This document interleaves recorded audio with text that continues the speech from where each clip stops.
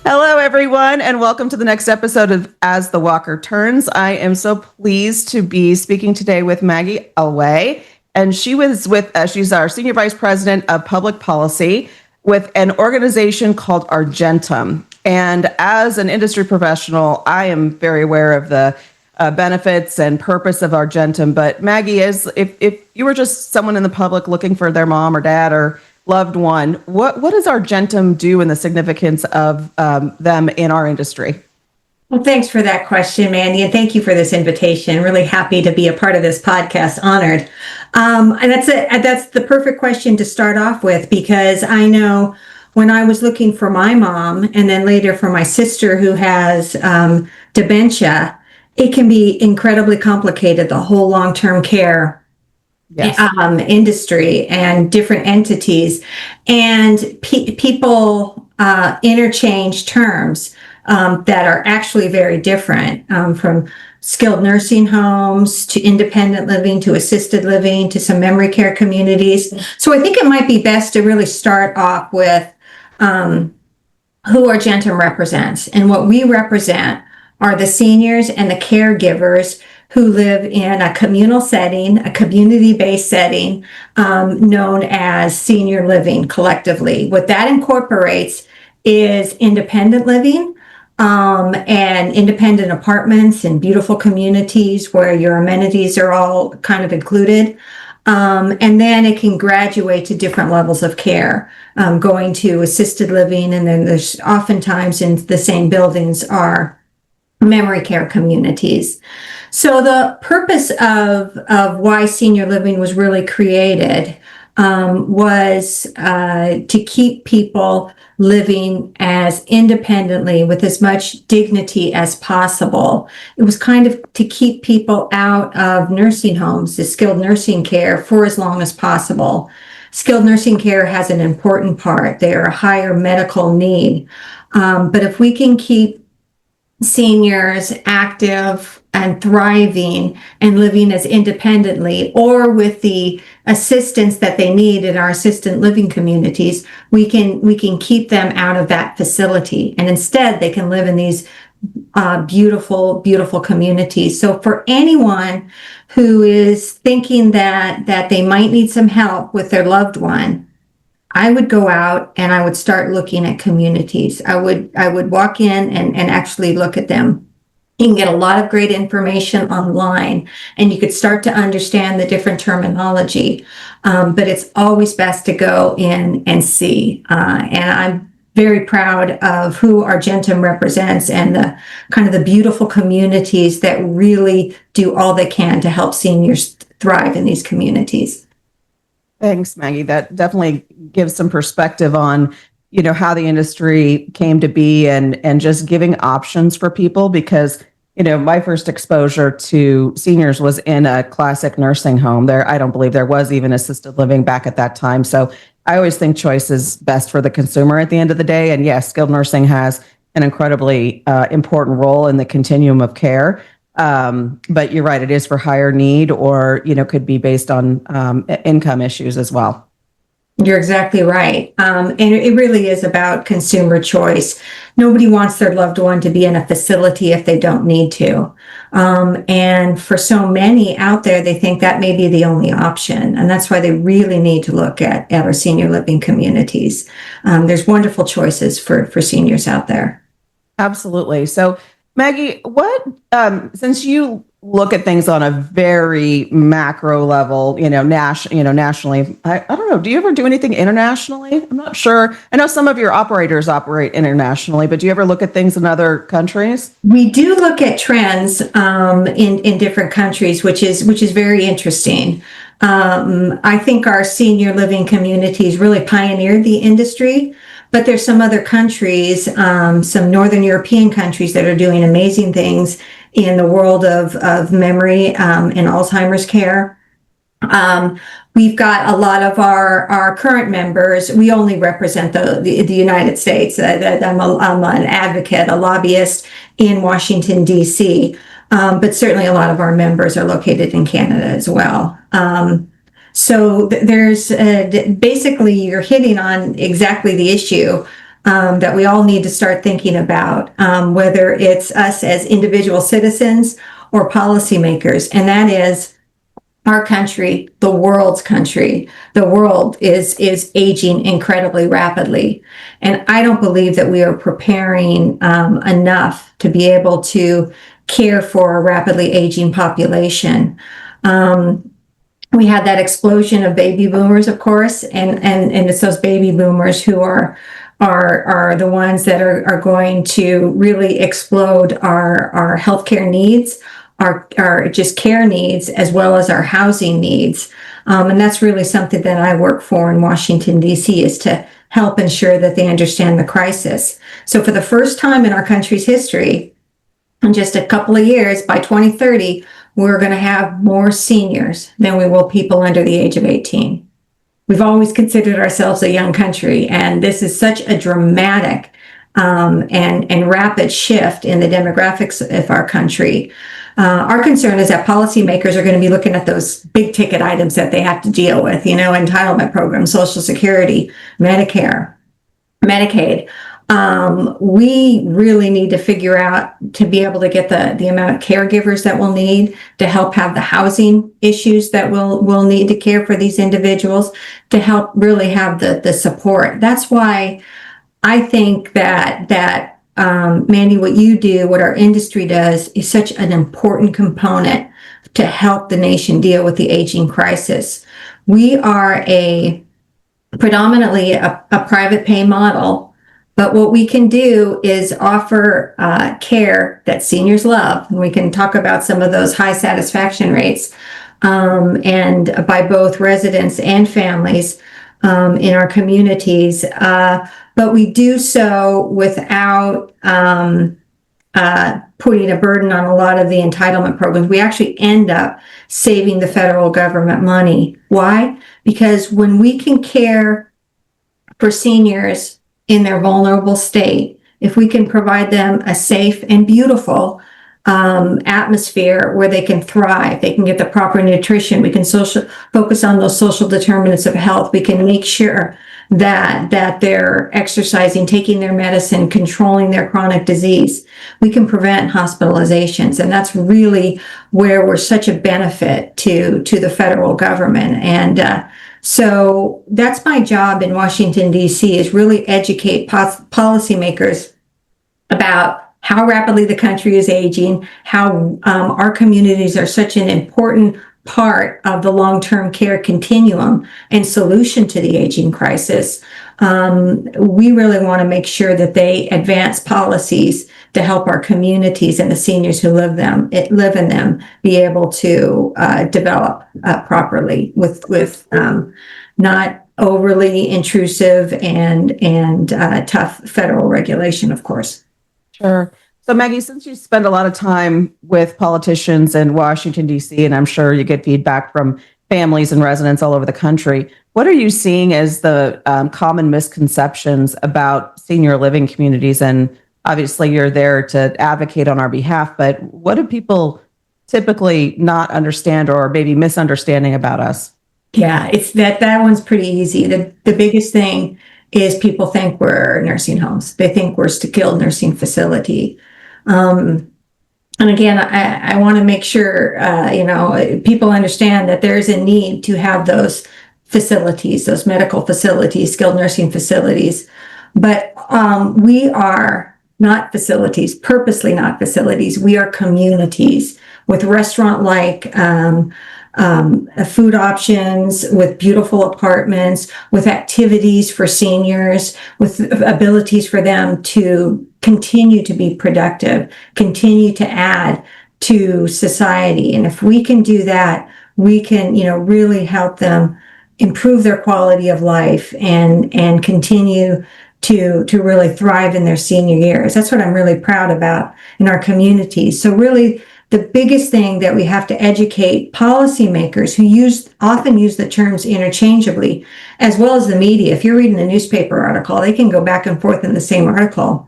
Yeah. Calling something assisted living or a nursing home or an old folks home. All of these name changes, they just seem to use interchangeably when there really are incredibly distinct differences. And that's why, again, I recommend anyone who is looking for care or looking for help with their care really to go into some of our communities. That is such an important eye opener, and that's where we really find it's most important that we educate policymakers. We try to do and invite every single member of Congress, both the House and Senate, out to tour our communities. That's when really the light bulb goes off, and they often see residents that they know, seniors in there, and they're able to talk to them and talk about how much they love the community, and then they're thriving, and it gives them that sense of community. I think it's the perfect demographic. I mean, they I think outvote most of the rest of the population, so it'd be their benefit to come visit. Absolutely, absolutely. An additional benefit that we're really finding, I'm sorry, Mandy, but U.S. News has been ranking top assisted living communities, talking about their high quality, talking about the great benefits they've done.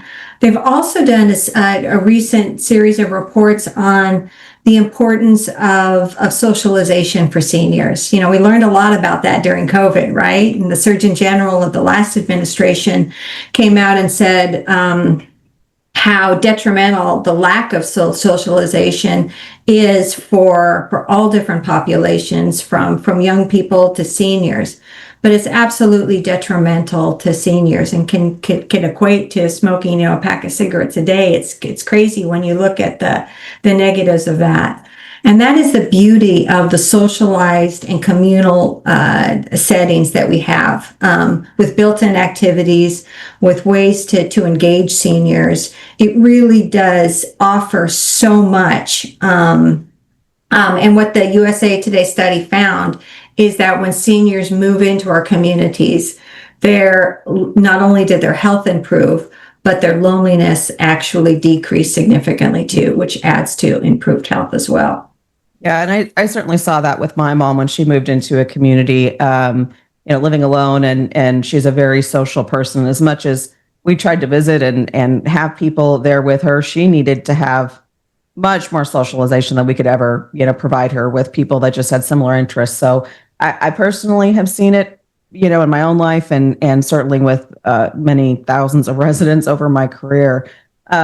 Maggie, I know you talked about U.S. News, doing some articles and awarding, communities for their good work. But could you share with us some of the satisfaction scores that you're seeing? I know you've done some pretty big national polls, and how did we rank compared to other industries?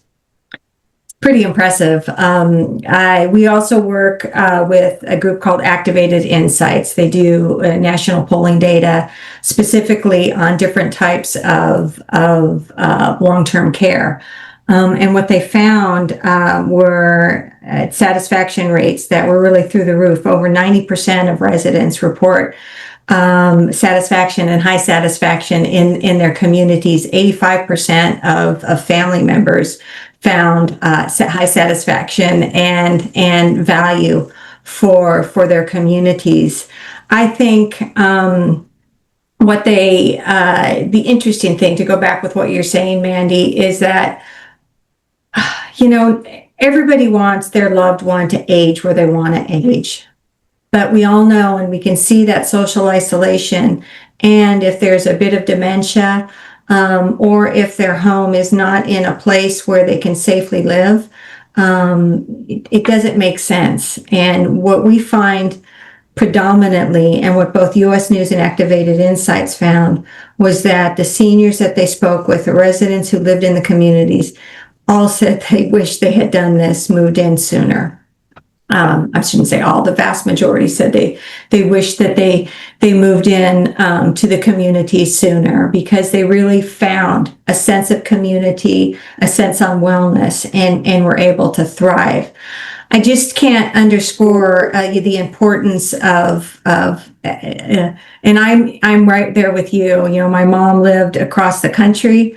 We had some family members in town. We all tried to call and visit and do as much as we could with her, but it just wasn't healthy, and safe for her to live alone.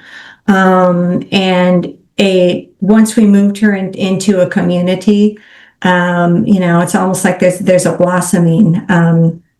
We testified before the Senate Aging Committee and got testimonials from different residents from across the country. And, time and again, they'd say, these are my friends. This is my family. Seniors would talk about others in their community. And we know it's difficult. It's hard for families to talk about these questions. It's hard for sometimes seniors to maybe admit that they need some more help. But if we can give them the freedom to be able to thrive, it really does open up so many wonderful pathways for seniors. Absolutely. So, Maggie, you mentioned that, we're right here entering the silver tsunami, or some would say that we're already in the silver tsunami. I know that that term's been thrown around for quite a while. What do you think, knowing that we're going to, in the next 5 years, we're going to have more older adults than people under the age of 18, which is just mind-boggling for, this country. And I know other countries are going to be experiencing the same thing.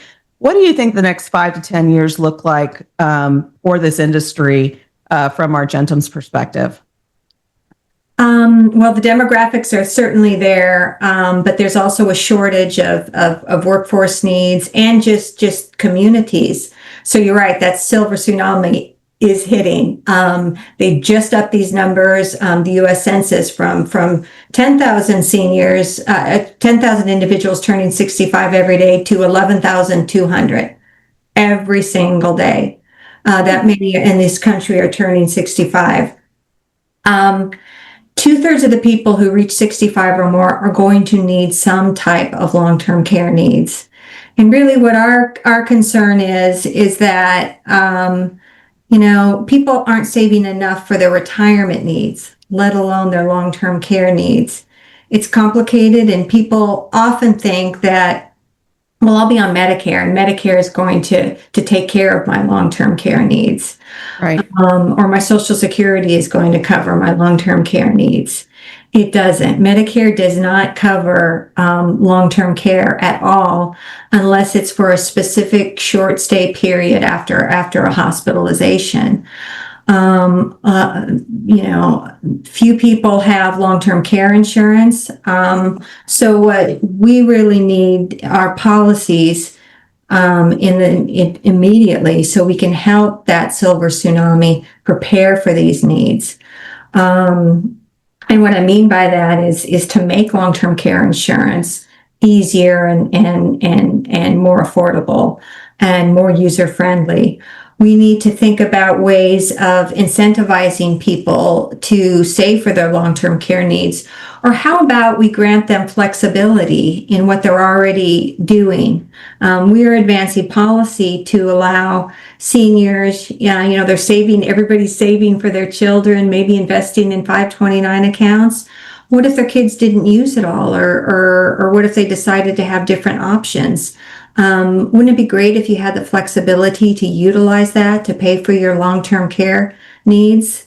We think if we could educate policymakers on, not reinventing the wheel, but utilizing existing tools that people have to help them prepare for their long-term care needs.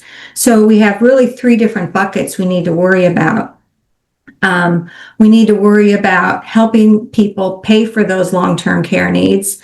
And we need to think about the caregivers, the workforce shortages that we're going to need for those care needs. We anticipate by the year 2040, the whole long-term care continuum is going to be short of over 20 million people in the workforce, simply because our populations are going to grow. Just our component of that industry, we're going to need an additional 3 million workers. So we need to rethink about kind of career options for people. What we often do is go around, the federal government is actually the biggest trainer of the workforce. People often don't think about that. but we often have fun state job boards and Job Corps and different workforce development programs. But there's never been a track to focus on sort of geriatric needs or care, even though this is the big population and people should be educated, whether you're interested in marketing, law, different kinds of publications or education to seniors. The great thing about our industry, as you know, Mandy, is that we're a little mini city. We've got nutritionists, we've got chefs, we've got managers, we've got, dietitians, we've got all different levels of healthcare staff, and we have the direct caregiver.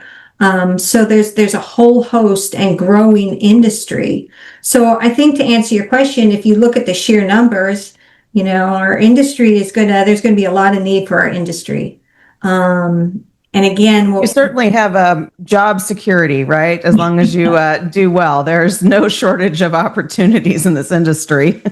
There's not, but there will be a shortage of physical buildings.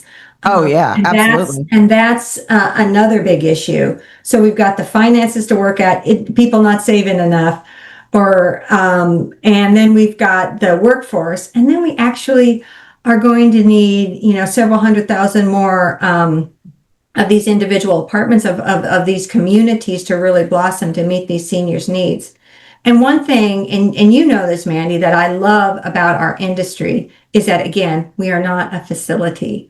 And the folks of the greatest generation, just a handful of, not many of those folks left, are very different and wanted different things in their communities, as opposed to the folks that are needing assistance now. And that's, I think, the beauty of how our communities are really changing and blending and meeting the needs. I think seniors who retire today really want to stay active. They want to have classes. They want to be involved with their grandkids. They want to look at travel opportunity. They want to do many different things. I love that our communities are looking really to best meet the needs of seniors. I've seen some great things. A lot of people have physical limitations and can no longer travel. They don't go on virtual trips together and travel together and talk about their experiences. There's a lot of really cool, exciting things. Getting old can be fun. Absolutely. And from someone who's, done several new developments, it's, one of those things that, I think policymakers should also be, considering, is the fact that, as you said, we're going to be hundreds of thousands of apartments short for these people that need this level of care. If you've ever developed, whether you've built your own home or developed a project, it's very expensive and daunting to build a community. And so some type of, whether it's an incentive or, help, so that the developers feel, a little bit more bullish about putting their hard-earned funds into these, and the banks, giving, reasonable interest rates so that we can actually build. Because, the reality is that we're going to have, millions of people with, I don't want to be dire here, but truly it could end up to a situation where you have millions of people and we don't have places to put them. And that to me is heartbreaking, because I know that their quality of life could be so much more enhanced in a well-run community. You're exactly right. And I'm glad you touched on that. One of the things Argentum is advancing is policies to do what you're saying, is if to help get lower interest rates or some kind of lending incentives for senior living communities. And we are meeting with HUD in a few weeks to talk about these concepts. Just think about the great things that you do, Mandy, because you're caring for seniors. Again, you're saving the federal government money and Medicare costs, and hospitalizations and rehospitalizations, and you're controlling chronic disease. 95% of Medicare spending for seniors is on controlling chronic disease. You guys help do that each and every day by making sure seniors take their medication and are doing what the follow-up that their physicians require them. You're keeping seniors healthier and saving money. You're also investing in a lot of great technology that is helping keep seniors safe too. Monitoring systems, things like that. There's a lot of really exciting new technology out there. And when we can tell policymakers that you're actually saving money, that will make them understand that, yes, we need to incentivize Fannie and Freddie, the federal lenders, private lenders, all to really make interest rates reasonable, really better incentivize people to build communities. There's going to be a tremendous shortage. There is now, but that will continue to exacerbate, obviously, as we said, as the population ages.